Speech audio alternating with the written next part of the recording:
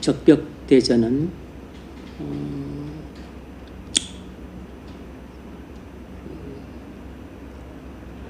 조조군이 이끄는 위나라를 상대해서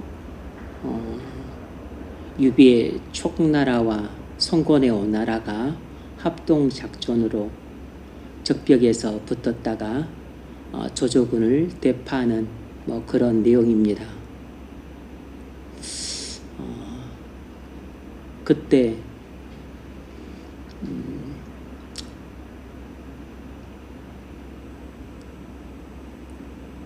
관우은장이 사용했던 무기는 청령오놀도입니다. 하지만 그 적벽대전에 승리를 가져온 결정적인 무기는 제갈공명의 지략이었습니다.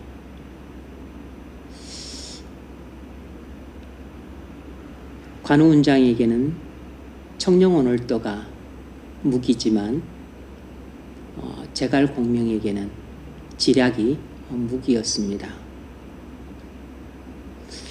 그러니까 장수가 전장에서 싸워서 이기려면 자기만의 무기가 있어야 됩니다.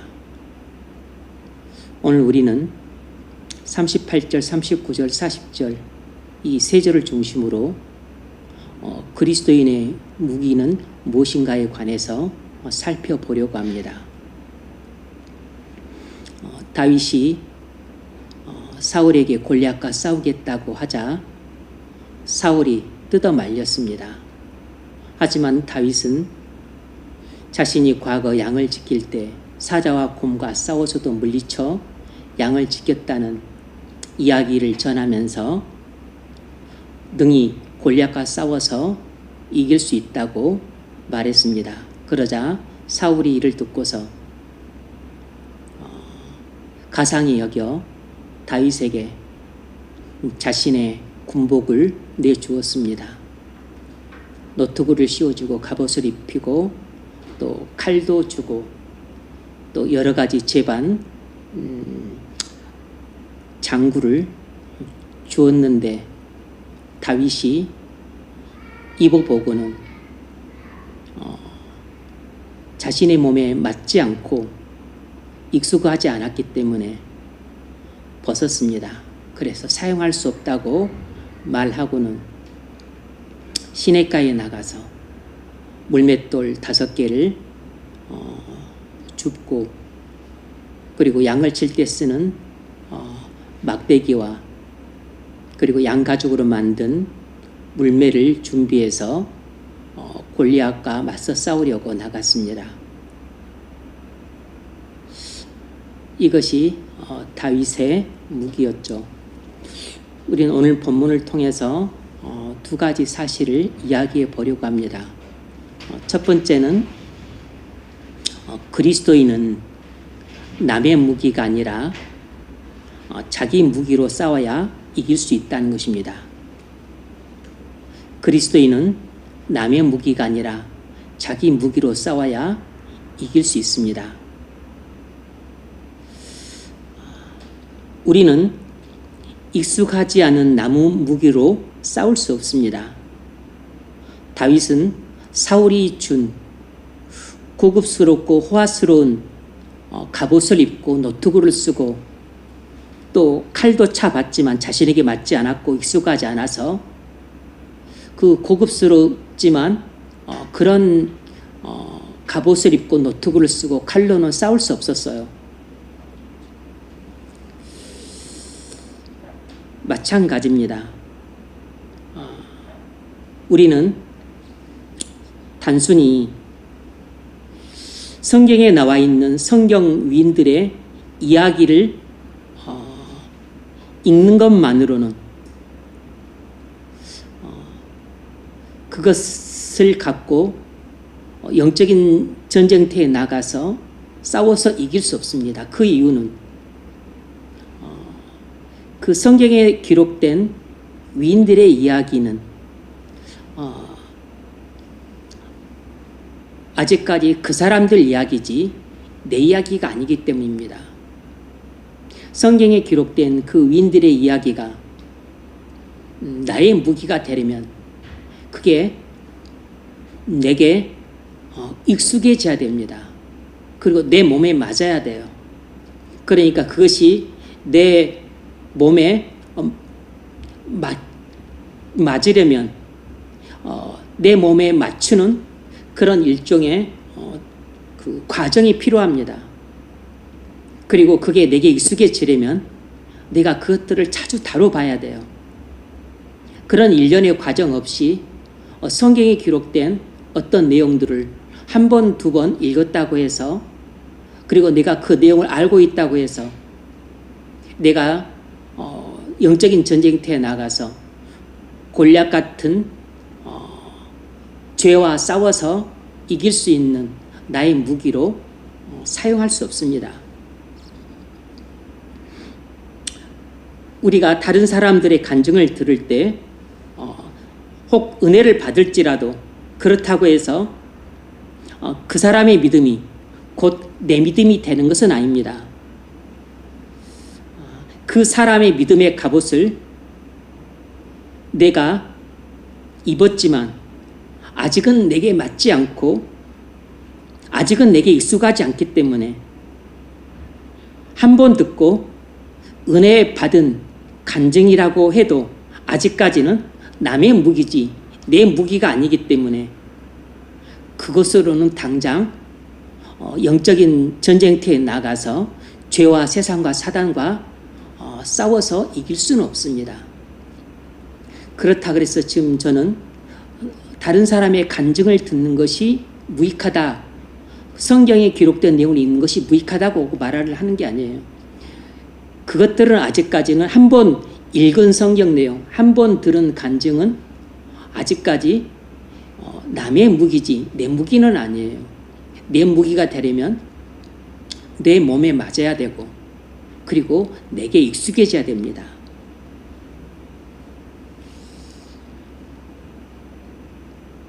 아브라함은 갈대아 땅 하란에서 갈 바를 알지 못한 채 하나님의 인도를 받아 나아갔더니 가보니까 가나안 땅이었습니다. 목적지도 알지 못한 채 하나님의 인도를 따라가는 놀라운 믿음을 보여줬죠. 그래서 하나님이 그의 믿음을 의롭다 여기셨어요. 왜 우리는 아브라함의 이야기를 들었음에도 불구하고 아브라함처럼 하나님을 전적으로 신뢰해서 자신의 인생을 맡기고 자신의 그 영원한 운명을 완전히 맡긴 채 하나님의 인도하심에 전적으로 순종하지 않을까요? 우리는 이 아브라함 이야기를 많이 들었지만 많이 읽었지만 왜 아직까지 나는 아브라함처럼 그렇게 믿음으로 순종하며 살지 못할까요? 그건 아직까지도 아브라함 이야기가 아직 내 이야기가 되지 못했기 때문입니다. 그러니까 창세기 12장에 기록된 그 아브라함 이야기가 아직 내가 내 몸에 맞는 갑옷이 아니고 그리고 내게 익숙한 아직 무기가 되지 못했다는 뜻입니다. 만약 그것이 아브라함 이야기가 내 몸에 맞는 갑옷이 되었고 그리고 내게 익숙한 무기가 되었다면 나도 아브라함과 같이 어디로 가는지도 모르지만 하나님이 인도하신 대로 내 목적지를 맡길 수가 있고 내가 앞으로 어떻게 될지 모르지만 하나님이 이끄시는 대로 내 인생의 운명을 하나님께 맡길 수 있을 것입니다.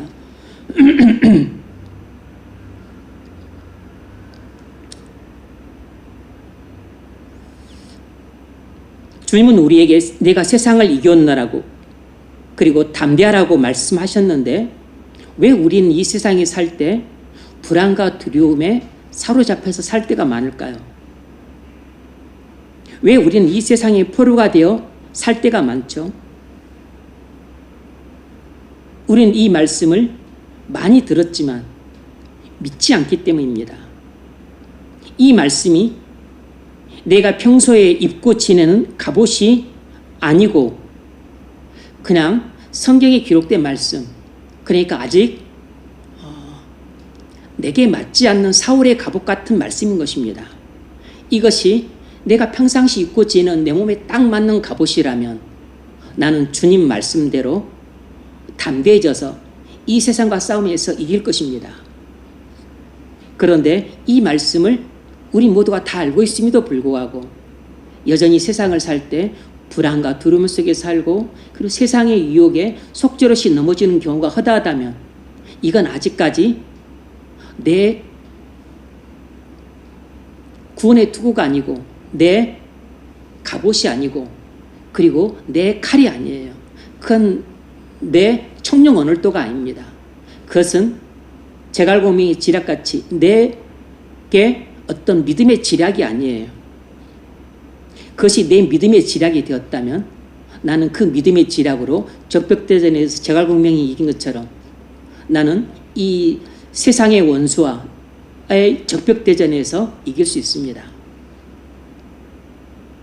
내가 평상시 믿고 순종하는 말씀만 내가 입고 지내는 갑옷이고 내가 허리춤에 차고 다니는 칼이고 내가 쓰고 다니는 투구라고 말할 수 있습니다. 내가 평상시 믿고 순종하는 그 말씀이 곧 다윗이 평상시 썼던 막대기처럼 내가 원수들과 싸울 때 쓰는 막대기가 되고 원수들과 싸울 때 쓰는 돌멩이가 되고 원수들과 싸울 때 쓰는 물매가 될 수 있습니다. 우리가 성경을 100번 읽어도 내가 믿지 않으면 그것은 남의 갑옷일 뿐입니다. 설교를 100번 들어도 믿지 않으면 그것은 남의 칼이지 내 칼이 아니에요. 기도를 100번 해도 내가 믿지 않은 채 기도하면 그것은 남의 군복이지 내 군복이 아닙니다. 우린 익숙한 자기 무기를 가져야 싸움에서 이길 수 있습니다. 주님은 십자가에서 자기를 못 박은 유대인들과 로마인들의 보고서 저들의 죄를 용서해 달라고 기도했습니다. 자신을 십자가에 못 박은 원수를 어떻게 사랑함으로 죄 용서를 구할 수 있죠? 그것은 주님이 평상시에 원수를 사랑하고 그를 위하여 기도하는 삶을 사셨기 때문입니다. 그러니까 원수를 사랑하고 그리고 원수 자기를 핍박하는 자를 위해서 기도하는 것이 주님의 이 평상시 쓰였던 투구고 그리고 주님이 평상시 입으셨던 갑옷이고 주님이 평상시 허리춤에 찼던 칼이었기 때문에 십자가에서 돌아가시는 그 긴박한 순간에서도 그 무기를 사용할 수 있었던 것이에요. 마찬가지로 스데반도 그랬죠. 유대인들의 돌에 맞아 죽을 때 자기를 돌로 쳐서 죽이는 그 유대인들을 향해서 저들의 죄를 저들에게 돌리지 마옵소서라고 기도를 했는데 그 절체절명의 순간에 어떻게 돌에 맞아 피 흘려 죽고 정신이 없는데 그 원수들을 위해서 기도할 수 있었을까? 그럼 저가 평상시 주님처럼 원수를 사랑하고 자기를 핍박하는 자를 위하여 기도하는 믿음을 갖고 실제로 순종하는 삶을 살았기 때문에 그것이 자기 몸에 맞는 갑옷으로 입고 있었고 자기가 늘 허리춤에 찼던 그런 칼로 차고 있었기 때문에 그 갑옷을 입고 그 원수에 대한 미움의 화살을 막아내고 그리고 또 원수를 사랑하고 핍박한 자를 위해서 기도하는 그 칼을 휘두르고서 용서할 수 있었던 것입니다. 만일 스데반이 원수를 사랑하고 핍박한 자를 위해서 기도하고 용서하는 것이 평상시에 그렇게 믿지 않고 그렇게 순종하지 않았다면 그렇게 살지 않았다면 그건 자신에게 익숙하지 않은 갑옷이고 익숙하지 않은 칼이니까 막상 그렇게 싸우려 할 때는 그렇게 싸울 수 없었을 것입니다. 왜냐하면 익숙하지 않는 자기 무기니까 쓸 수가 없어요. 녹슨 칼은 칼집에서 안 나오는 것입니다. 자주 갈고 닦고 써야지 언제든지 칼을 칼집에서 꺼내지 오랫동안 쓰지 않는 칼은 칼집에 녹이 슬어서 안 나오는 것입니다. 이처럼 우리에겐 익숙한 영적인 무기들이 필요합니다. 관우에게 청룡 언월도가 있는 것처럼 우리에게도 청룡 언월도와 같은 그런 강력한 영적인 무기가 있어야 돼요. 우린 평상시 익숙한 영적인 무기들로 완전 무장하고 살아야 언제 어디서 골리앗 같은 죄의 공격을 받았을 때 두려워하지 않고 맞서 싸워서 이길 수 있습니다. 그리스도인에겐 익숙한 자기 무기가 있어야 돼요. 여러분에겐 익숙한 자기 무기가 무엇이죠? 관우에겐 청룡 언월도가 자기 무기였습니다. 제갈공명에겐 지략이 자기 무기였어요. 여러분에겐 익숙한 자기 무기가 무엇입니까? 다윗에겐 물맷돌이 가장 익숙한 자기 무기였습니다. 허접해 보이는 장난감 같은 그런 물맷돌이었지만 그러나 그것은 골리앗과 싸울 때 한 방에 거꾸러뜨리는 위력적인 무기였습니다. 그러니까 우리에게 가장 익숙한 무기가 우리 원수를 단번에 거꾸러뜨릴 수 있는 가장 치명적인 무기가 될 수 있습니다. 다윗에겐 물맷돌이 가장 익숙한 무기였는데 여러분에겐 가장 익숙한 무기가 무엇입니까? 골리앗 같은 죄와 세상과 사단을 한 방에 거꾸러뜨릴 수 있는 여러분의 가장 강력한 무기가 무엇이죠?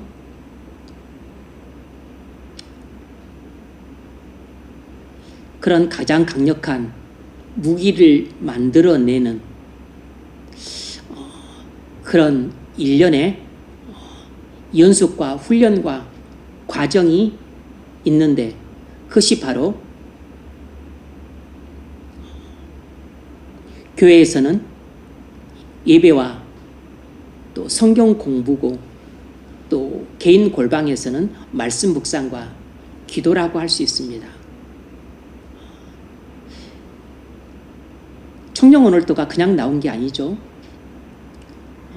그것을 갖고 얼마나 연습을 하고 훈련을 하고 실전에서 또 경험을 했겠습니까? 제갈공명의 지략도 저절로 나온 게 아니죠. 사서 삼경을 읽고 그리고 온갖 책들과 주역을 또 섭렵하고 그리고 또 저도 명상을 하고 기도를 하죠. 그리고 또 신령의 감동을 받고 다른 사람을 상대방을 제압하는 그런 강력하고 치명적인 무기를 가지기 위해서는 많은 연습과 훈련과 그리고 오랜 기간의 그 습득 과정이 필요합니다. 우리 그리스도인에게도 우리를 대적하는 이 골리앗처럼 강력한 죄와 세상과 사단과 싸움에서 그들을 대적해서 이기려면 이 강력한 적들을 단박에 거꾸로들 수 있는 강력하고 치명적인 무기가 필요합니다. 그런데 그런 무기는 그냥 성경 한두 번 읽어서 거저 얻어지는 게 아닙니다. 뭐 기도 한 몇 날 하고서 금방 획득될 수 있는 게 아니에요. 교회 좀 몇 년 다녔다고 해서 저절로 습득되어지는 게 아닙니다. 교회 생활과 개인 골방 생활 이런 것들을 통해서 오랜 연습과 훈련과 그리고 또 시행착오를 통해서 자신에게 익숙한 자기만의 무기를 개발해낼 수 있어요. 뭐 그렇다 해서 뭐 특별한 무기가 아니고 교회에서 또 설교와 그리고 또 성경 공부 그리고 또 개인적으로 독서 그리고 기도 무엇보다도 말씀 묵상 이런 것을 통해서 우리는 우리의 원수를 대적할 청룡 언월도 같은 강력한 무기를 구비할 수 있고 그리고 저갈공명의 지략 같은 그런 무기를 구비할 수 있습니다.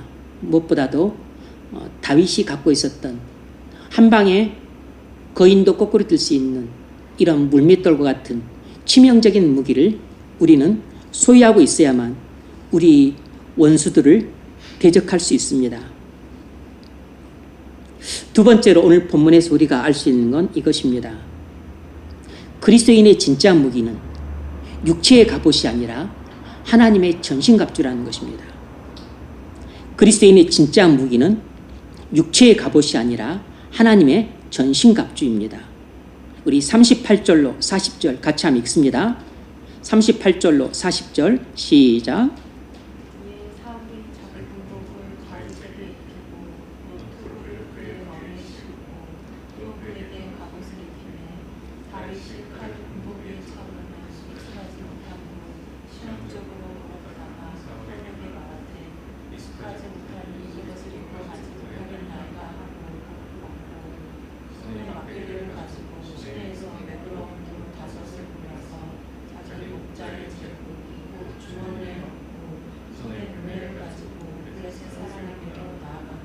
아멘.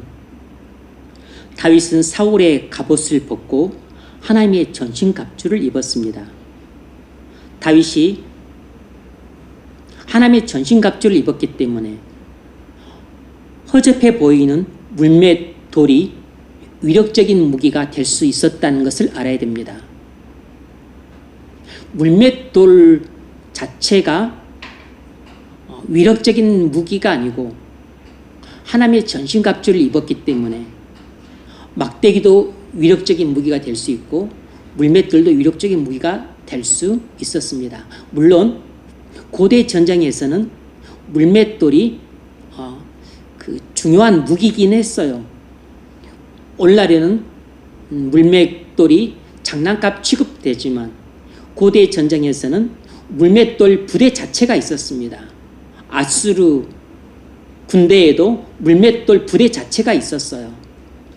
그래서 그런 것들이 벽화에도 기록되어 있는데, 그래서 물맷돌이 그 당시에 장난감은 아니었고 그 위력적인 무기이긴 했지만, 그러나 그것이 다윗에게 위력적이고 치명적인 무기가 될 수 있었던 것은, 첫째는 다윗에게 아주 익숙한 무기였다는 것이고, 그리고 두 번째는 그보다 더 중요한 이유는 그가 물맷돌에만 익숙했던 게 아니고 물맷돌이 어느 누구도 감당할 수 없는 모든 대적을 거꾸로 뛸 수 있는 치명적인 무기가 될 수 있었던 것은 그가 물맷돌을 들기 전에 눈에 보이지 않는 하나님의 전신갑주로 무장을 했기 때문이라는 사실입니다.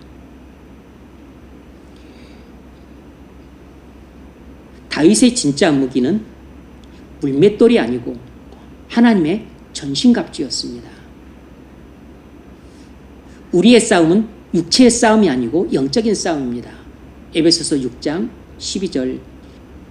우리의 싸움은 혈과 육에 대한 것이 아니요 정사와 권세와 이 세상의 어둠의 주관자들과 하늘에 있는 악의 영들에게 대함이라. 이 말은 무슨 말이냐면, 그리스도인의 싸움은 육체의 싸움이 아니고 영적인 싸움이라는 것입니다.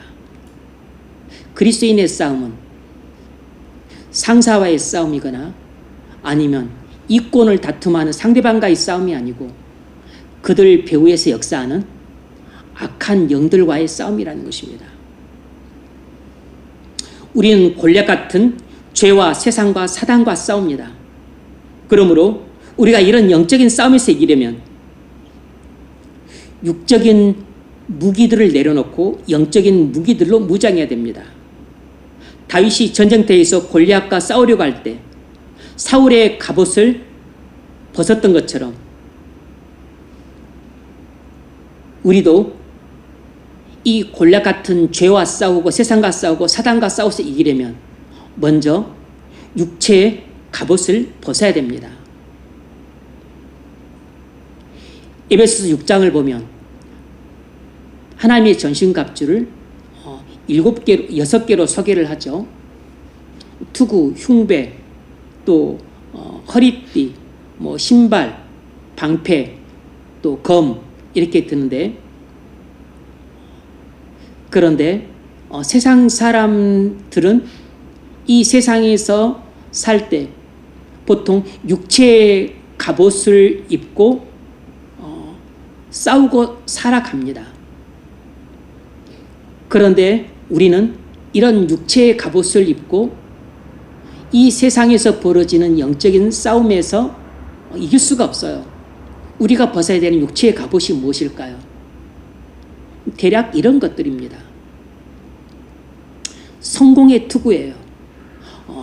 세상에서 성공하고 출세하면 내가 안전할 것이다. 나는 이 세상에 가난과 위험으로부터 이미 구원받았어. 이런 안전의식을 주는 것이 세상에서 성공이고 출세예요. 그러니까 이런 성공의 투구를 벗어야 됩니다.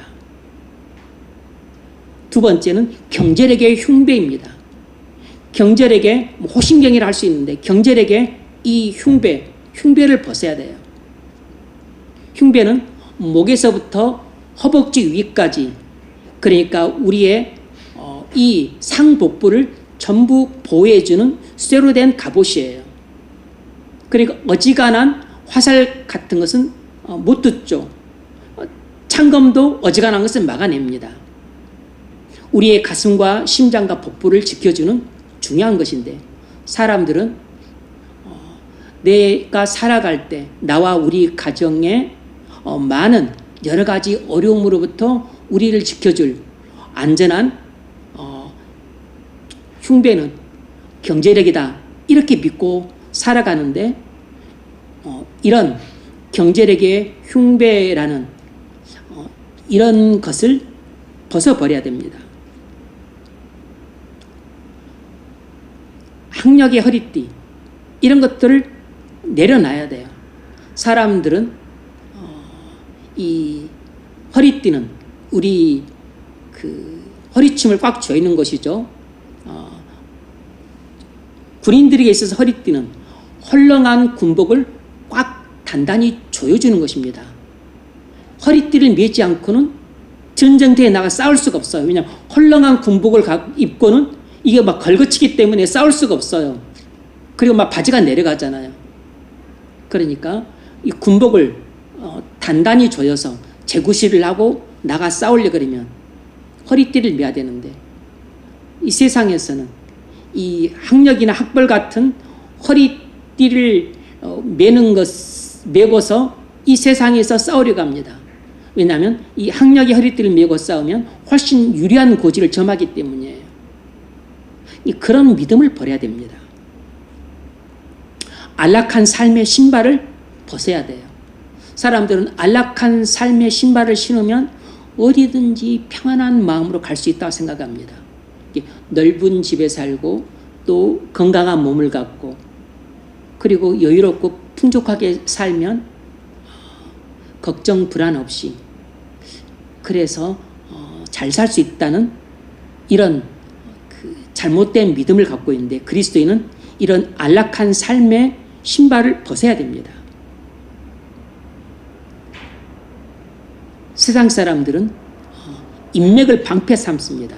왜 그렇게 인맥을 중요하게 여기느냐? 이 세상에서 많은 복잡한 문제들이 발생하는데 그때마다 인맥이 도움되기 때문입니다. 내가 혹 잘못을 해서 어디 경찰서나 검찰에 가게 되었다. 그러면 또 위력한 사람을 알고 있으면 전화 한 통하면 문제가 해결이 돼요. 안 되는 것도 됩니다. 그래서 인맥을 내 살아갈 때, 어려움 당할 때 나를 지켜줄 방패로 삼고자 해요. 믿음이 아니죠. 인본주의적인 삶입니다. 그리고 어떤 사회적 지위라는 검을 사람들은 다 쥐고 싶어 합니다. 왜냐하면 사회적 지위라고 하는 검이 내게 있어서 아주 유용한 무기이기 때문입니다. 사람들은 그것을 관우에게 있어서 청령 오늘도와 같이 사회적인 그 높은 지위, 또 안정된 지위, 사회적으로 인정받는 어떤 전문직, 고소득이 보장된 그런 직종, 경제적 수입은 적을지라도 높은 고위 관직, 이런 것들은 아주 권력을 갖고 있기 때문에 무서워요. 그래서 그런 자리에 앉아 있으면 별 무서울 게 없습니다. 왜냐하면 이 사회에서 권력은 칼과 같기 때문에. 그런데 그리스도인들은 세상 사람들이 다 갖추기 원하는 이런 육체의 전신갑주를 세상 사람들은 입고서 살기를 원합니다. 그래야 세상살이가 안전하다고 믿어요. 그런데 그리스도인들은 이런 것을 벗어야만 영적인 싸움에서 비로소 이길 수 있는 자리로 나갈 수 있습니다. 우리가 이 세상이란 전쟁터에서 권력 같은 죄와 세상과 싸워서 이기고자 한다면 먼저 우리는 이런 육체의 전신갑주를 벗고 하나님의 전신갑주를 입어야 됩니다. 우린 이런 육체의 전신갑주를 입고 우리가 입어야 될 진짜 무기는 이런 육체의 전신갑주가 아니고 하나님이 그리스도 안에서 우리에게 입혀주시는 전신갑주를 입어야 돼요. 그것을 입어야만 우리가 이 눈에 보이지 않는 영적인 전쟁터에 나가서 강력한 죄와 싸워서 이길 수 있고, 또 골리앗 같은 강력한 세상과 싸워 이길 수 있고, 골리앗과 강력한 사단과 싸워서 이길 수 있습니다. 그렇다면 우리가 이 영적인 싸움에서 이기기 위해서 입어야 되는 하나님의 전신갑주는 뭔가? 그것은 에베소 6장에 잘 나와 있는데, 첫 번째가 바로 구원의 투구입니다. 구원의 투구를 써야 돼요. 이 말은 단순히 구원받으면 된다는 뜻이 아니고, 구원의 투구를 쓴다는 말은 구원받을 뿐만 아니라 구원의 확신을 갖고 살아야 된다는 뜻입니다.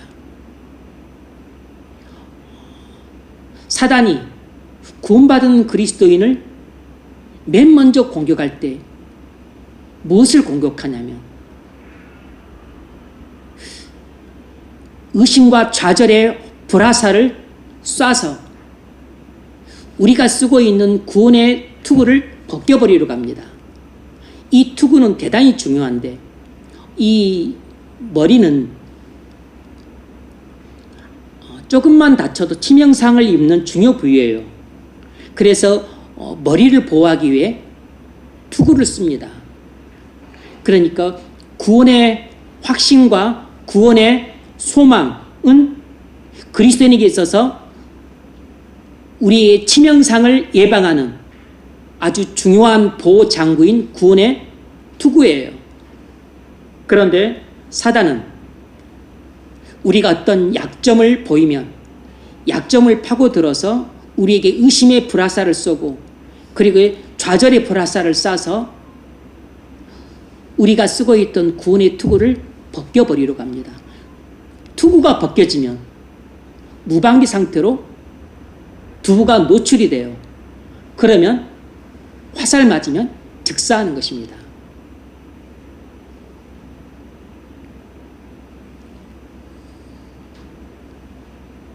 그러므로 우리는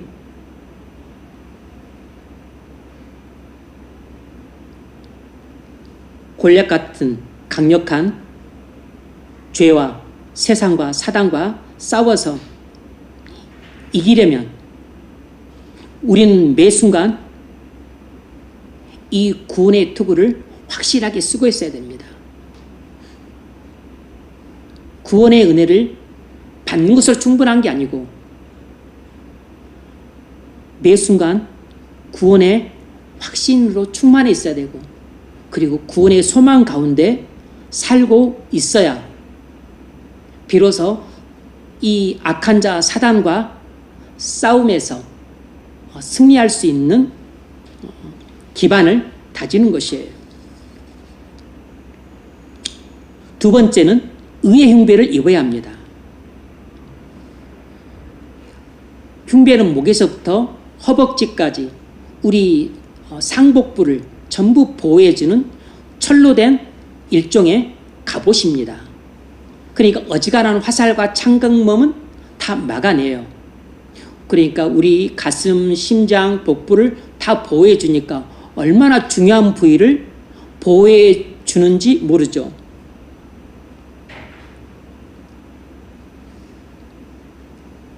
의의 흉배라 그랬는데 의는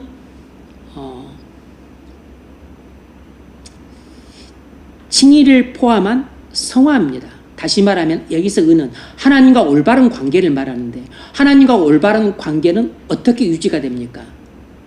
하나님 말씀을 순종하는 삶을 통해 유지가 되는 것이죠. 그러니까 의의 흉배란 하나님 말씀을 순종하는 삶이 우리의 흉배가 되는 것입니다. 하나님 그러니까 평상시에 하나님 말씀을 순종함으로 하나님과 올바른 관계를 유지하는 삶이 우리의 이 상복부를 보호해주는 흉배가 되는 것이에요. 목부분부터 이 허벅지 위까지 보호해주는 것입니다. 그러니까 우리가 매일같이 하나님 말씀을 순종함으로 하나님과 올바른 관계를 유지하는 삶을 사는 것이 죄와의 싸움에서 승리하고 세상과의 싸움에서 승리하고 그리고 골리앗처럼 강력한 사단과의 싸움에서 우리 자신을 보호하는 데 있어서 얼마나 중요한 일인지를 알아야 됩니다. 우리가 하나님 말씀을 순종하는 삶을 살지 않고 불순종하는 삶을 살고 그리고 죄 가운데 살고 있다면 우리는 당연히 골리앗 같은 강력한 죄가 우리를 도전했었을 때 그를 이기지 못하죠. 골리앗처럼 강력한 세상이 우리를 유혹했었을 때 우리는 속절없이 무릎을 꿇게 되는 게 당연해요. 왜냐하면 골리앗처럼 강력한 사단이 우리를 시험하는 불화살을 쐈어요. 성적인 유혹의 불화살, 돈을 탐하는 불화살, 방탕하고 게으르게 사는 불화살을 쐈습니다. 그런데 흉배를 안 입고 있어. 그러니까 우리의 가슴을 보호해줄 장비가 없어요. 그 장비는 하나님 말씀을 순종함으로 하나님과 올바른 관계를 유지하는 것이 의의 흉배인데 의의 흉배가 없기 때문에 우리의 가슴을 보여줄 게 아무것도 없습니다. 그러니까 불화살은 곧바로 날아와서 우리의 심장에 꽂히는 것입니다. 그러면 나는 돈의 유혹에 꼬꾸라지는 것입니다. 성적인 유혹에 꼬꾸라지는 것이에요.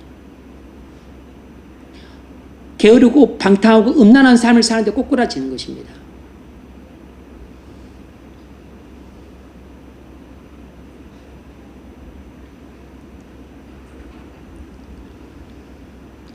구원의 확신이 흔들리면서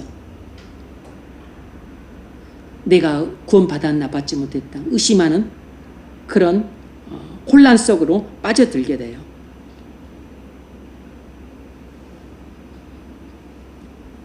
우리가 매일 매 순간 영적인 싸움에서 이기려면 우리는 매일 매 순간 하나님 말씀을 순종하는 삶의 흉배를 입고 있어야 됩니다. 그럴 때 원수들의 공격으로부터 우리의 마음과 영혼을 안전하게 지킬 수 있습니다. 우리가 하나님 말씀을 순종함으로써 하나님과 올바른 관계를 유지하는 것이 우리 영혼을 안전히 지키는 철 갑옷을 입는 것과 같다는 것을 꼭 기억하셔야 됩니다. 그러니까 나는 단순히 하나님 말씀을 순종함으로 하나님과 관계를 올바르게 유지하고 있을 뿐인데 하나님과 관계를 올바르게 유지하고 있는 것 자체가 죄든 세상이든 사단이든 이런 원수들의 수시로 이어지는 이 무차별적인 공격으로부터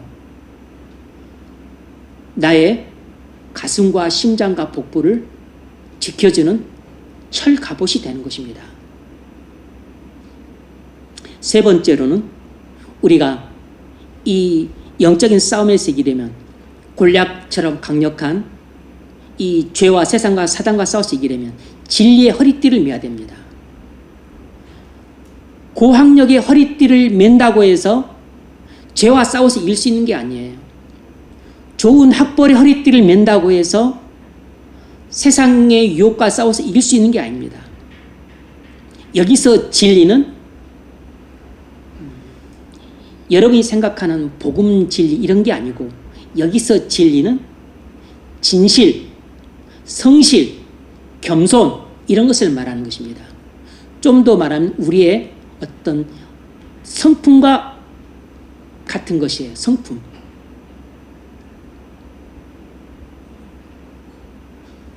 군복은 헐겁기 때문에 허리띠를 매지 않고는 무장이 풀어져서 싸우러 나갈 수 없습니다. 우리의 진실함과 성실과 겸손한 성품들은 우리의 영적인 무장을 단단히 조여주는 역할을 합니다. 그래서 그리스도 안에서 나의 성품이 진실하고 그리고 성실하고 겸손할수록 내가 가진 이 영적인 무장들을 더욱 단단히 조여주므로 이 내가 가진 이 장비들이 제 역할을 감당할 수 있게 해줘요. 내가 만일 거짓되고 게으르고 교만하다면 내가 아무리 구원의 투구를 쓰고 있고 혹 또 뭐 의의 흉배를 입고 있고 또 다른 무기들을 갖고 있다 할지라도 진리로 허리띠를 메고 있지 않잖아요. 허리띠가 풀어져 있어요. 그러면 군복이 헐거웠고 바지는 내려가고 그런 상태에서는 그냥 걷다가 넘어지고 전쟁터에서 싸울 수가 없는 것입니다.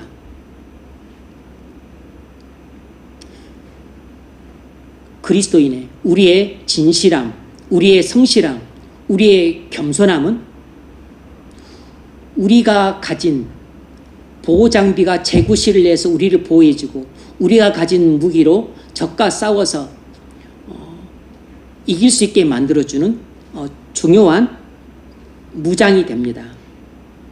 베드로전서 5장 5절에서도 베드로가 장로들에게 이렇게 권면하지 않습니까? 아니 청년들에게 겸손으로 허리를 동이라. 겸손으로 허리를 동이라 그랬습니다. 바로 이 겸손이 이 에베소서 6장에서는 진리예요. 진리. 진리로 허리를 띄어라 그랬는데 진리의 허리띠를 매라는 말이 바로 진실로 허리띠를 매고 성실로 허리띠를 매고 겸손함으로 허리띠를 매라는 말과 같습니다.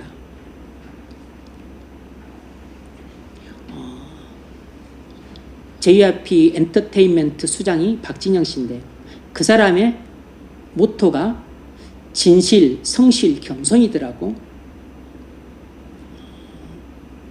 뭐 이단 시비가 붙어있는 사람이긴 하지만 어쨌든 그 모토는 대단히 훌륭한 모토라고 생각을 합니다.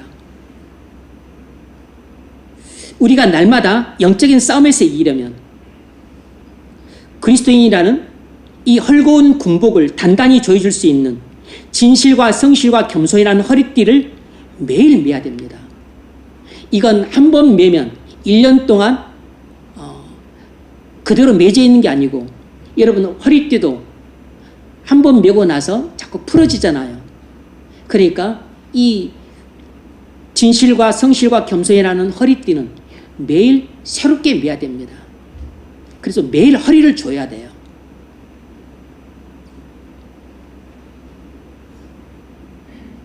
옷 입을 때마다 허리띠를 매는 것은 귀찮고 하기 싫은 일이지만 그 귀찮고 하기 싫은 일을 매일 해야만 죄진 군복을 입고 잘 싸울 수 있습니다. 마찬가지로 우리가 매일 진실과 성실과 겸손이라는 이 영적인 허리띠를 잘 매야만 그리스도인한 군복 위에 단단히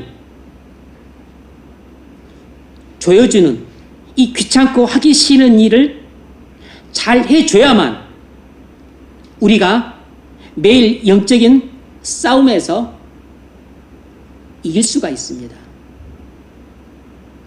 아무리 내가 구원의 투구를 쓰고 의의 흉배를 입고 그리고 방패, 칼, 신발을 신었다 할지라도 허리띠를 매지 않고서는 제대로 전쟁터에 나가서 싸울 수가 없어요.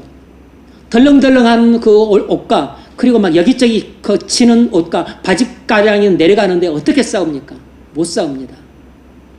그러니까 진실과 성실과 겸손의 허리띠를 매지 않은 그리스도인은 제대로 무장하지 않은 그리스도인이라서 싸움터에 나갈 수도 없을 뿐만 아니라 이길 수가 없어요.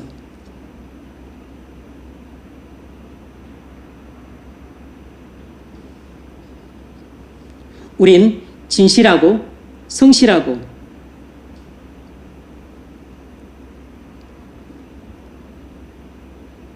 우리가 거짓되고 게으르고 그리고 교만하다면 아무리 다른 무기들 내가 구원의 투구를 잘 쓰고 있다 할지라도 또 내가 평상시 잘 준비된 아주 그 치명적인 무기를 갖고 있다 할지라도 그것은 제 위력을 발휘할 수가 없습니다. 왜냐하면 내 바지가랑이가 자꾸 내려가니까 내 군복이 펄럭거리면서 자꾸 걸거쳐서 싸울 수가 없기 때문입니다. 우리가 영적인 전쟁에서 제대로 싸우려면 진실과 성실과 겸손이라는 허리띠를 반드시 메고 있어야 되고 우리 허리춤을 단단히 줘야 됩니다. 바울이 청년에게 권면했습니다. 겸손으로 베드로가 청년들에게 권면했어요. 겸손으로 허리를 동이라. 진실로 허리를 동이라. 성실로 허리를 동이라. 진실과 성실과 겸손으로 허리를 동인 사람은 여러분이 가진 무기로 영적인 싸움에서 잘 싸울 수 있습니다. 네 번째로 평안의 복음으로 예비한 것으로 신발을 신으라는 것입니다.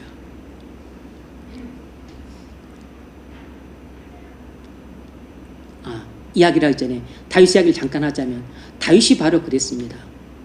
다윗이 사자와 곰과 싸워서 이기는 그렇게 호기와 무용만 뛰어났던 사람이 아니고 다윗에겐 무엇이 있었냐면 바로 이 진리로 허리띠를 메고 있었다는 사실입니다. 다윗은 누구보다도 진실했어요. 그래서 거짓을 일삼지 않았습니다. 누구보다 성실했습니다. 전쟁터에 아버지 심부름 나올 때도 아침 일찍 일어나서 단돌이 다 하고 양 맡기고 그리고 아버지가 준 물건 갖고서 일찍 와서 심부름 마쳤습니다. 성실했어요. 그리고 다윗은 겸손했습니다. 부하들이 이제 당신이 왕이 될 제목이니까 왕이 되라고 부추겼었을 때도 하나님이 기울으신 자를 죽일 수 없다고 해서 사울 왕을 죽이지 않고 하나님이 일하실 때까지 기다렸습니다. 겸손했어요. 골리앗을 죽이고 나서 이스라엘 구국의 영웅으로 추앙받을 때에도 내가 나다 하고 거들먹거리고 교만 떨지 않았습니다. 어느새 수금 타던 사람이 일학 장수가 되었지만 여전히 사울 왕궁에서 사울을 위해서 수금을 타줬습니다. 이제는 그런 짓 못하겠다고 할 법도 한데 그러지 않고 골리앗을 물리친 이스라엘 최고의 장수였지만 장수 되겠다고 하지 않고 그를 군대 장관 삼았지만 여전히 사울을 위해서 수금을 타주는 그 낮은 자리에 그대로 있었습니다. 겸손했죠. 다윗은 진실과 성실과 겸손으로 허리를 동여맸기 때문에 그가 입은 하나님의 전신갑주가 제구시를 할 수 있었고 하나님의 전신갑주로 무장이 되었기 때문에 허접해 보이는 물맷돌이 골리앗을 무너뜨리는 치명적인 무기가 될 수 있었습니다. 그러니까 우리가 아무리 그리스도인으로 대단한 능력을 갖고 있을지라도 우리의 성품이 개떡 같으면 우리가 가진 능력은 아무짝에도 쓸모가 없는 것입니다. 교만하고 게으르고 그리고 거짓말 일삼고 그러면 하나님은 우리를 통해서 역사하지 않으세요. 네 번째로 평안의 복음에 예비한 것으로 신발을 신어야 됩니다. 다시 말하면 평안의 복음에 신발을 신어야 돼요. 로마 군인의 신발은 발을 보호하고 신속하게 움직일 수 있도록 제작되었습니다. 군화가 다 그렇죠. 군화 보면 위에 그 앞부분에 쇠붙이로 딱 보호가 되어 있습니다. 그래서 이렇게 발가락 5개를 딱 보호할 수 있게끔 쇠붙이가 위에 있어요. 그래서 어지간한 돌이 떨어져도 발을 보호해 줍니다. 그리고 진흙창이 빠져도 쑥쑥 빠져나올 수 있어요. 어지간한 거 부딪혀도 발 안 다칩니다. 군화는 우리 발을 보호해 줘요. 그것은 신속하게 이동할 수 있게 그리고 발 다치는 거 걱정하지 않고 용감하게 싸울 수 있도록 하기 위해서 군화를 그렇게 튼튼하게 제작을 한 것입니다.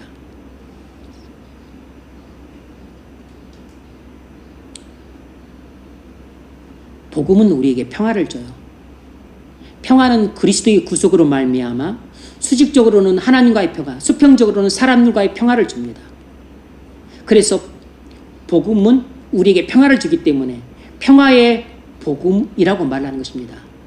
그런데 그리스도인이 영적인 전쟁에서 싸워서 이기려면 이 복음의 신발을 신어야 돼요. 평화를 주는 이 평화의 복음의 신발을 신어야 됩니다. 그래서 복음으로 말미암아 그리스도의 구속의 은혜를 입어서 마음에 평화가 있어야 돼요. 마음에 평화가 있어야 된다고. 그래야만 불안해하지 않고 두려워하지 않고 걱정하지 않은 채 영적인 전쟁터에 나가서 골리앗처럼 강력한 죄와 골리앗처럼 강력한 세상과 골리앗처럼 강력한 사단과 싸워서 용감하게 그리고 신속하게 싸울 수 있습니다. 여러분, 복음은 우리에게 평화를 줘요. 이렇게 평화를 주는 복음의 신발을 신으십시오. 평화를 주는 복음의 신발을 신고 있지 않으면 마음속에 걱정이 많고 불안이 많고 두려움이 많으면 그 상태에서는 골리앗처럼 강력한 죄와 세상과 사단과 싸워서 이길 수가 없어요. 마음에 걱정, 불안, 두려움이 가득한데 어떻게 그 죄와 세상과 사단과 싸워서 이길 수 있겠습니까? 사단이 우리에게 쏘는 불화살이 걱정의 불화살이에요. 불안의 불화살입니다. 두려움의 불화살이라고. 그런데 이미 그것을 맞기도 전에 내 마음속에는 걱정과 불안과 두려움이 가득한데 싸우거나 만하죠.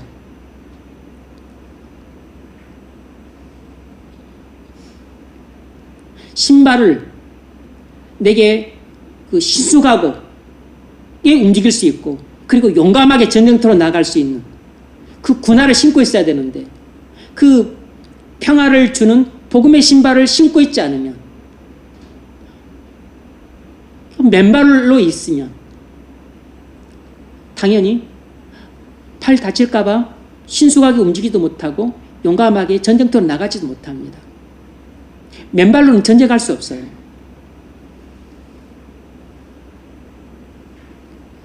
그래서 싸움터에 나가는 것을 두려워하고 그리고 싸움을 회피하고 도망치고 하는 사람들은 이유가 뭐냐면 복음의 신발을 신지 않았기 때문입니다.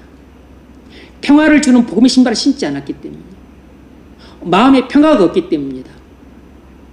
이미 마음속에 걱정이 가득하니까 영적인 싸움도 하기 전에 이미 졌어요. 마음에 불안이 가득하니까 영적인 싸움을 할 용기가 안 생기는 것입니다. 마음에 두려움이 가득하니까 이미 싸우기 전부터 졌는데 뭘 싸웁니까?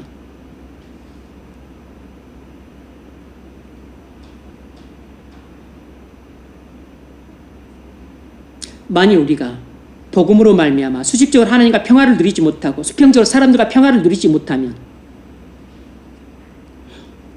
복음의 신발을 벗고 있는 셈이기 때문에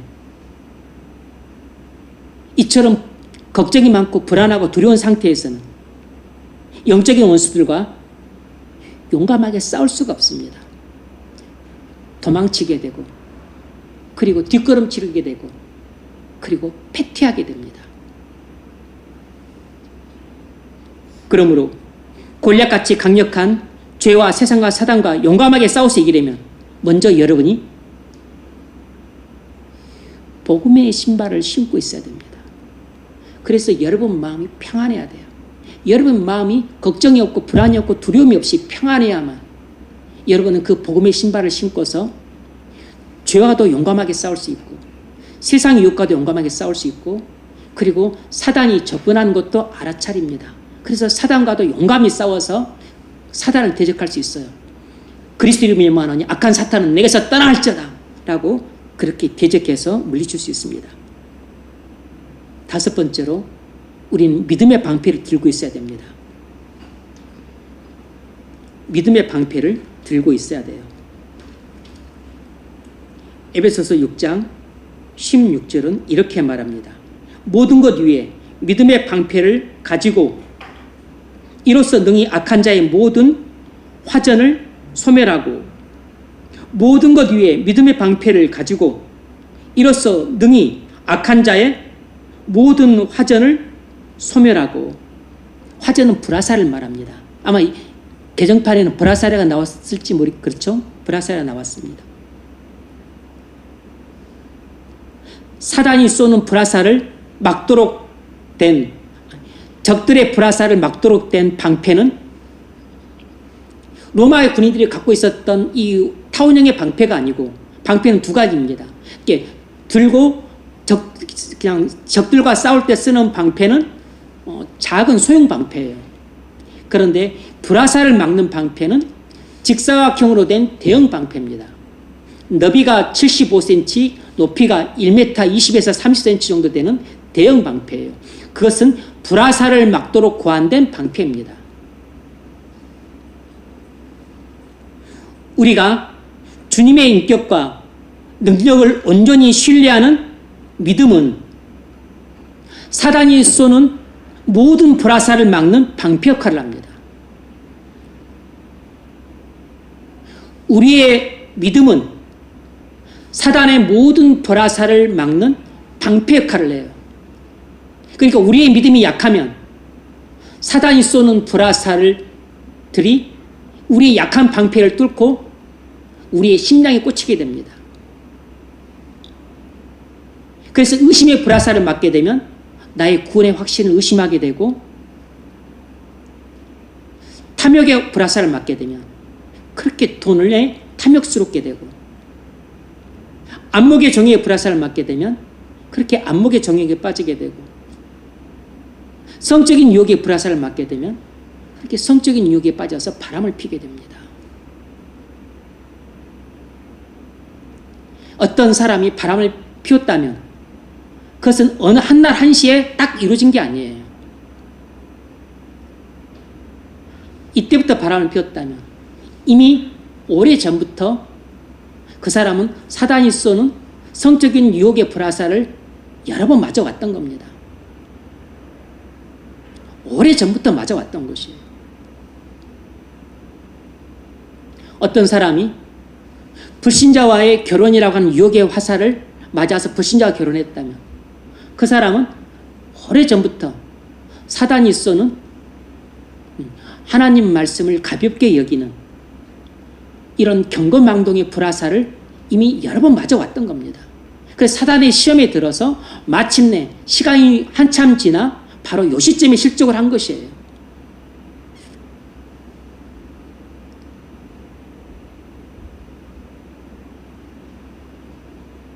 골리앗처럼 강력한 사단은 우리에게 수시로 시험의 불화살을 쏩니다. 미움의 불화살을 써요. 그래서 어떤 사람에 대한 미움이 막 불타오릅니다. 분노의 불화살을 쏩니다. 미움과 함께 분노가 막 불붙습니다. 질투의 불화살을 쏩니다. 질투의 화신이 돼요.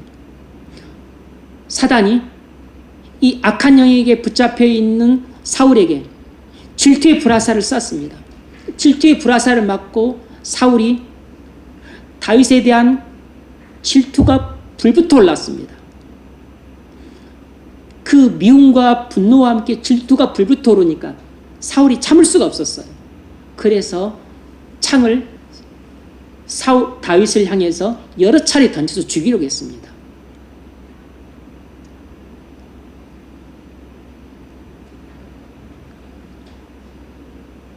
주님을 사랑하고 신뢰하는 믿음만이 사단이 쏘는 이 모든 불화살을 막아내는 방패 역할을 할 수 있습니다. 여러분은 방패를 들고 계신가요? 우리는 매일같이 눈을 뜨게 되면 이 세상에서 이제 영적인 전쟁터로 나가게 되는데, 전쟁터로 출격하기 전에 믿음의 방패를 들고 출격하십니까?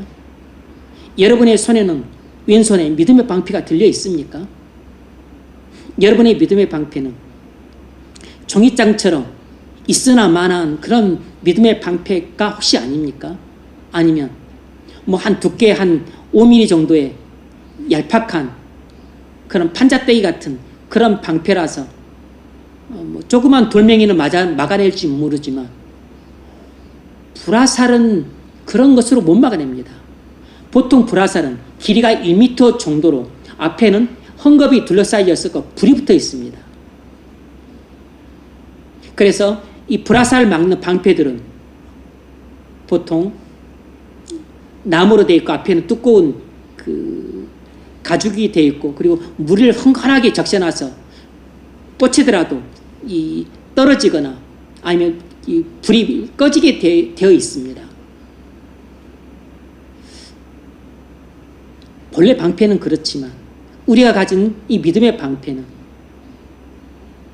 어떤 불화살도 뚫을 수 없는, 맞자마자 곧바로 나가 떨어져 버리는 그런 쇠로 된 철방패야 되죠. 쇠로 된 철방패야 된다고. 그래야 미움의 불화살, 의심의 불화살, 분노의 불화살, 질투의 불화살, 성적인 유혹의 불화살, 바람의 불화살, 불신자와의 결혼의 불화살, 그리고 탐욕의 불화살, 세상에서의 성공의 불화살, 자녀들 출세하는 것의 불화살, 이런 불화살들을 막아내죠.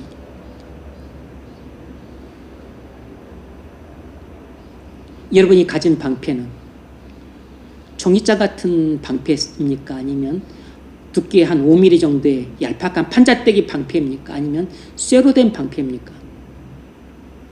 그건 여러분의 믿음의 두께만큼 강한 것입니다. 여러분의 믿음의 두께는 어느 정도 되죠? 우리 주 예수 그리스도의 인격을 믿는 믿음, 우리 주 예수 그리스도의 능력을 믿고 의지하는 믿음이 얼마나 강하십니까? 여러분의 믿음의 강도가 여러분의 방패의 두께가 되는 겁니다.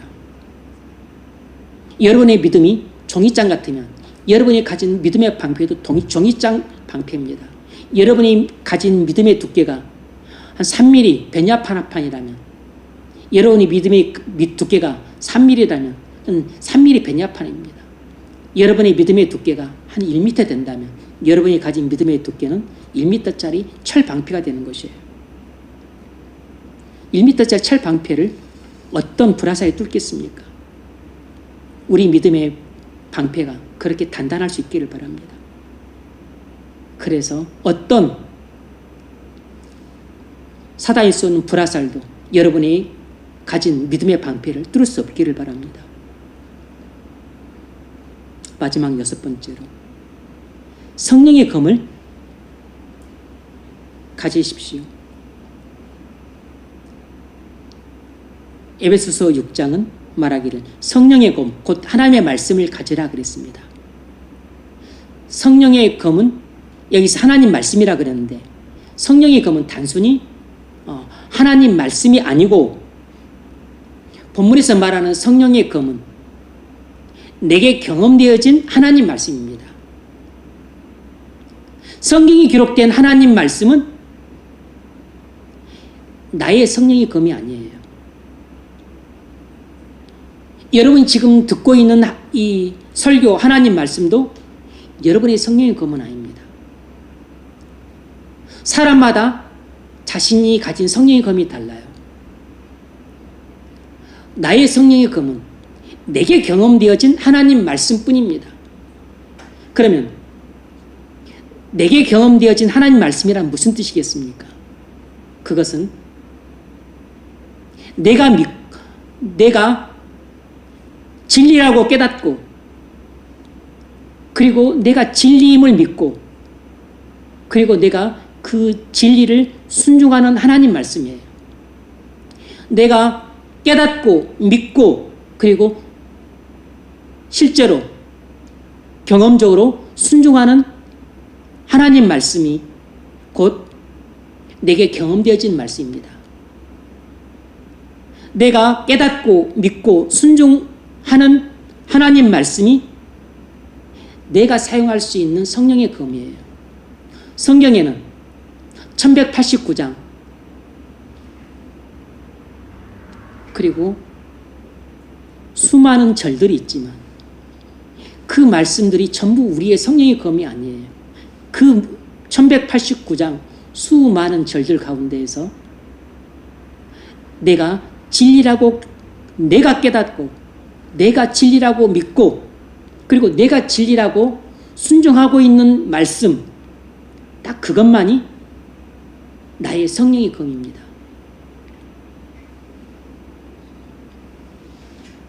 마태복음 4장을 보면 사단이 광야에서 예수님을 3번 시험했는데 예수님이 3번 다 성령의 검으로 사단의 시험을 물리쳤습니다. 사단이 예수님께 이렇게 시험했습니다. 네가 하나님의 아들이거든 이 돌들이 떡덩이가 되게 하라.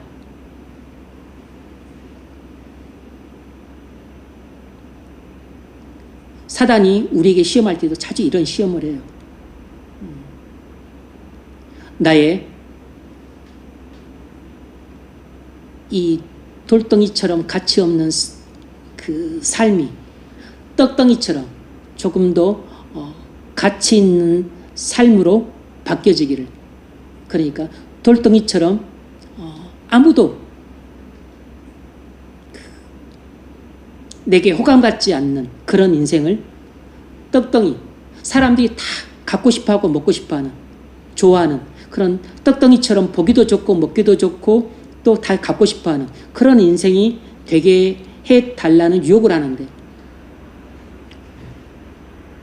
금식 중이었던 예수님께 사단이 이렇게 유혹을 했습니다. 그때 예수님이 성령의 검으로 사단의 시험을 막고 물리쳤습니다.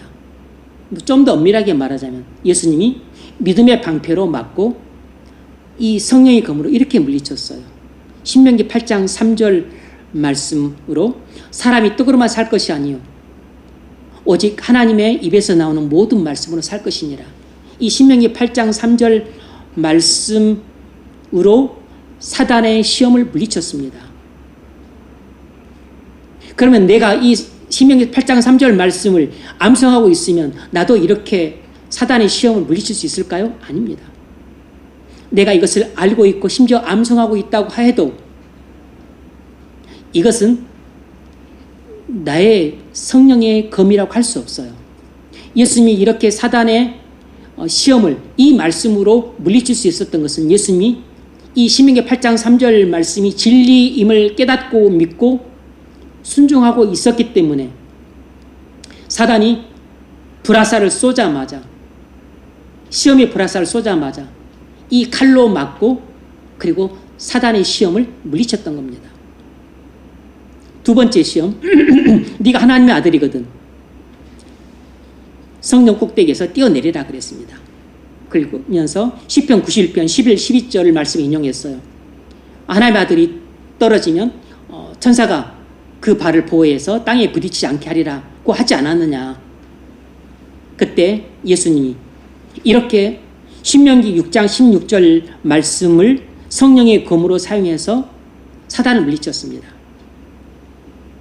주 너의 하나님을 시험치 말라. 아주 단순한 말씀이었는데 예수님은 이 말씀을 진리임을 깨닫고 믿고 순종하고 있었기 때문에 사단을 물리치는 성령의 검으로 즉각 칼집에서 꺼내 쓸 수 있었던 겁니다. 세 번째 시험은 세상 영광을 보여주면서 사단이 예수님께 네가 내게 엎드려 경배하면 이 모든 것을 내게 주리라고 시험했습니다. 그때 예수님이 이렇게 사단의 성령의 검을 휘둘러서 사단을 물리쳤습니다. 사단아 물러가라.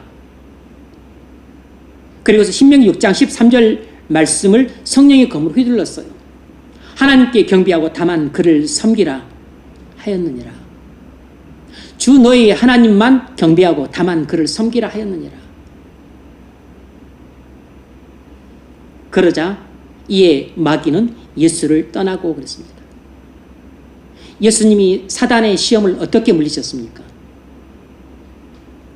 여기는 믿음의 방패로 막는 것을 생략되어 있지만 믿음의 방패로 막고 그리고 성령의 검으로 사단을 물리친 것입니다.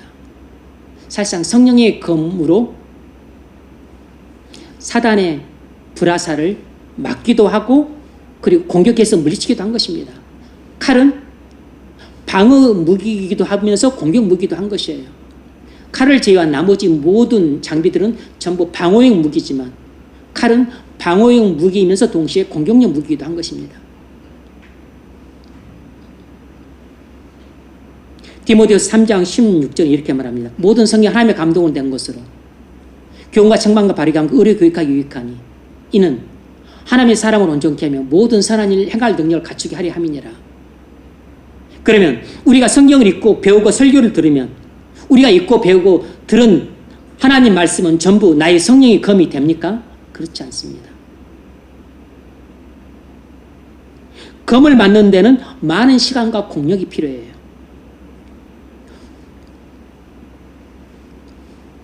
두툼한 주물이 나와야 됩니다. 그럼 그걸 뜨겁게 불에 달궈서 망치로 두들겨서 단조를 해야 돼요. 그리고서 찬물에 집어넣어서 이것을 담금질을 해야 됩니다. 그래서 다시 두들겨야 돼요. 그리고 또 다시 또 뜨겁게 또 뜨거운 물에 불에 집어넣어야 됩니다. 그리고 다시 또 망치로 두들겨 단조를 해야 돼요. 그리고 또 단조가 되면 다시 또 차가운 물에 집어넣어서 또 강철로 만들어야 됩니다. 이 작업을 계속 반복해야 돼요. 그러면서 연철이 강철이 되고 그리고 점점 더 담금질을 통해서 아주 강한 철이 되고 나중에는 이제 연삭기로 갈아서 칼날을 예리하게 갈아서 그래서 날카로운 검이 되는 것이에요. 이렇게 검을 만드는 데는 오랜 시간과 공력이 필요합니다. 마찬가지로 성령의 검을 만드는 데에도 많은 시간과 공력이 필요해요. 첫 번째로 하나님의 말씀이 진리임을 깨달아야 됩니다. 여러분이 오늘 지금 설교를 듣고 있는데 이 설교를 들을 때 여러분이 들은 말씀 중에 어떤 한 말씀일지라도 그 말씀이 진리임을 마음으로 깊이 깨달아야 합니다. 그러면 은혜를 받고 마음에 감동이 와요. 묵상할 때도 우리가 성령의 검을 제작하기에 아주 좋은 시간입니다. 설교는 일주일에 뭐 한 서너 번 듣지만 말씀 묵상은 우리가 매일같이 뭐 또 하루에 1시간이나 2시간이고 할 수 있잖아요. 그러니까 말씀 묵상의 시간이 사실은 성령의 검을 제작하는 시간이라고 할 수 있습니다. 믿음의 방패를 제작하는 시간이 되기도 해요. 구원의 투구를 제작하는 시간이기도 합니다. 의의 흉배를 제작하는 시간이 되기도 해요. 평안의 복음으로 예배한 신발을 신는 시간이 되기도 합니다. 말씀 묵상 시간은 이 하나님의 전신갑주를 입는 시간이에요. 특별히 성령의 검을 제작하는 시간입니다. 말씀 묵상할 때 우리가 뭘 합니까? 묵상을 통해서 하나님 말씀이 진리임을 깨닫는 시간이에요. 그때 은혜를 받고 마음이 감동이 됩니다. 동시에 제가 굳이 논리적 순서는 나눴지만 이 두 가지는 거의 같이 동시에 이루어집니다. 두 번째로 그 하나님 말씀이 믿어집니다. 하나님 말씀이 진리로 믿어져요. 진리로 믿어져서 내 마음에 확신으로 다가옵니다. 이 하나님 말씀이 내 마음에 진리로 믿어질 때 무슨 변화가 일어나면 내 마음에 변화가 일어나요. 내 마음이 새로워집니다. 이 말씀을 내가 믿게 되면 마음이 변화가 찾아옵니다. 변화가 찾아왔다는 것은 이제 그 다음에 순종으로 나타나는데 세 번째로 순종으로 나타나요. 내가 실제로 그 말씀을 순종하는 삶을 살아서 그 말씀이 진리임을 경험해 봐야 됩니다. 그런데 이 세 가지는 제가 논리적인 순서는 나눴지만 깨달음, 믿음, 순종 이 세 가지는 나눴지만 이 세 가지는 거의 한 세트와 같습니다. 그래서 순종까지는 약간의 시차가 있긴 하지만 어쨌든 이렇게 세 가지 같이 나타나요. 그것을 보여주는 것이 에베소서 4장에 있는 말씀인데 너희는 육의 욕심을 따라 썩어져가는 구습을 좇는 옛사람을 벗어버리고 그리고 나서 뭐라 그랬냐면 오직 심령으로 새롭게 되어 하나님을 따라 의와 진리에 거룩하신 지으심을 새 사람을 입으라 그랬습니다. 이게 무슨 말이냐면 옛사람의 행동을 벗어버리고 새 사람의 행동을 하라 그랬습니다. 무슨 예를 들자면 거짓말을 하지 말고 거짓말을 버리고 이제는 진실을 말해라 이런 뜻입니다. 거짓말하지 말고 이제는 진실하게 말해라 이런 뜻이에요. 근데 그러려면 어떻게 되냐면 요 가정 가운데 가정이 있어야 됩니다. 심령이 새롭게 돼야 돼요.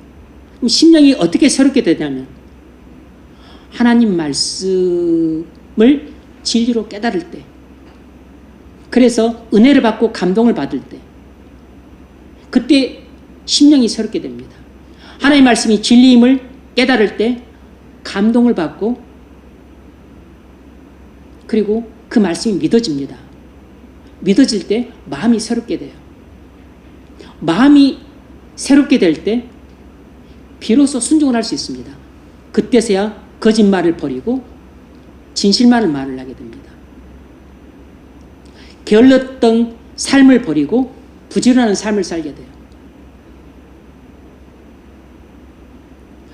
교만한 마음을 버리고 겸손한 마음을 갖게 됩니다.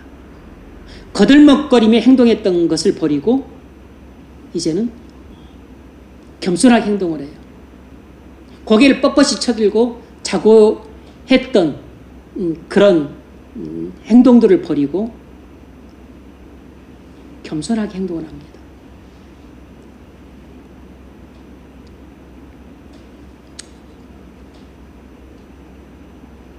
바로 성령의 검을 제작하는 시간이 필요해요. 성령의 검을 제작하는 데는 많은 공력이 필요합니다. 여러분이 오늘 말씀을 듣고 좀 은혜를 받았어. 내게 좀 뭐가 말씀이 내게 감동이 됐어. 이 말씀이 좀 약간 믿어지는 것 같아. 그런 정도는 성령의 검이 안 됩니다. 검을 제작하는 데는 엄청난 공력이 필요하다. 상당한 시간이 필요합니다.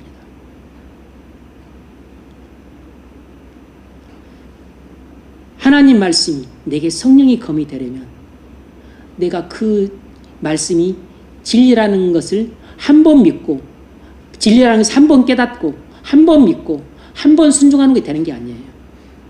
물론 그래도 그것이 성령의 검으로 한 번 휘둘러질 수는 있지만 내게 성령의 검으로 장착되어서 사단이 시험할 때 예수님이 그렇게 사단의 시험을 즉각 물리칠 수 있을 정도로 강력한 성령의 검으로 작용을 하려면 스데반이 돌에 맞아 죽어가는 순간에도 원수를 사랑하고 핍박하는 자를 위해서 기도하는 성령의 검을 이렇게 즉각 휘날릴 수 있을 정도가 되려면 이 성령의 검이 내게 아주 익숙해야 됩니다.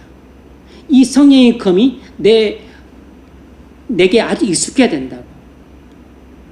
내게 아주 잘 맞아야 돼요. 그러면 많이 엑서사이즈 연습을 해야 되고 많이 트레이닝을 해야 됩니다. 많은 훈련을 해야 돼요. 말씀을 맺겠습니다. 다윗은 사울의 갑옷이 아니라 하나의 전신갑주를 입고 골리앗과 싸웠기 때문에 이길 수 있었습니다. 그때 겉으로 드러났던 무기가 물맷돌이었어요.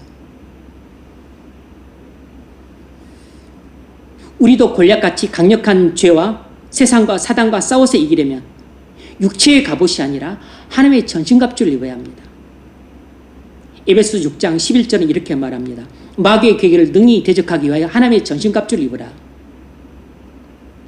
우리가 사단의 교활한 계략과 맞서 싸워서 이기려면 하나님의 전신갑주를 입지 않고는 불가능해요. 마찬가지로 내 안에 있는 죄, 원수인 죄, 또 밖에 있는 세상의 유혹과 싸워서 이기려면 동일하게 하나님의 전신갑주를 입고 있어야 됩니다. 물론 가장 강력한 원수는 사단이에요. 그래서 우리는 구원의 투구를 잘 쓰고 있어야 됩니다. 구원의 확신을 절대적으로 갖고 있어야 돼요. 그리고 의의 흉배를 입고 있어야 됩니다.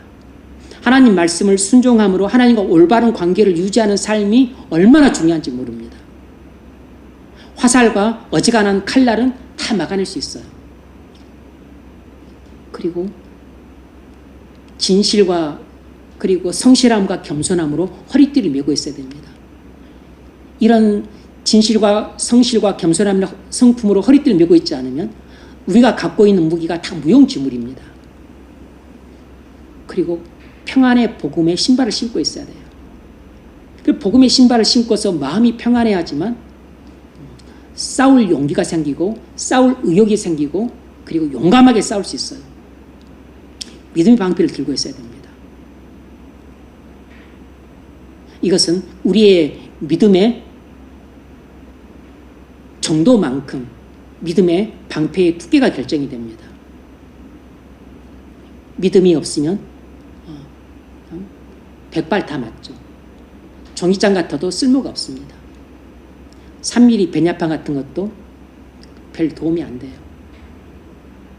한 1m 정도의 그런 두꺼운 쇠강판 정도의 믿음의 방패를 갖고 있어야 모든 불화살을 막아낼 수 있습니다. 마지막으로 성령의 검을 들고 있어야 돼요. 성령의 검을 제작하는 데에는 오랜 시간이 필요합니다. 많은 공력이 필요해요. 설교를 듣고서도 필요한 것들은 적절하게 잘 적고 그리고 그것을 묵상하고 그리고 그것이 나의 성령의 검이 되도록 계속 제작을 해야 돼요. 뜨거운 물에 집어넣고 당금질하고 또 찬물에 집어넣고 다시 당금질하고 뜨거운 집에 넣고 그렇게 하듯이 마음으로 묵상하고 그리고 또 그걸 기도 제목으로 내어서 또 기도하고 그리고 또 순종하고 그리고 또 시행착오 겪어보고 다시 묵상하고 그리고 또 이 말씀을 암송하고 그러는 과정 속에서 내게 성령의 검이 하나씩 준비가 되는 것입니다.